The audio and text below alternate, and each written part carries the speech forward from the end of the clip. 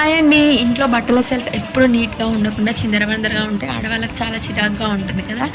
ఈ విషయంలో నేను ఫాలో అయ్యే ఒక మంచి ఇన్ఫర్మేటివ్ టిప్ అయితే మీ అందరితో షేర్ చేసుకోబోతున్నాను.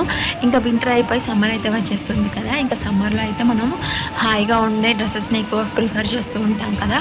ఇంకా మన ఇంట్లో పిల్లలు ఉంటే వాళ్ళకి వింటర్లో ఎక్కువగా మనం ఫుల్ హ్యాండ్స్ టీషర్ట్స్ అలా వేస్తూ ఉంటాం కదా, స్వెటర్స్.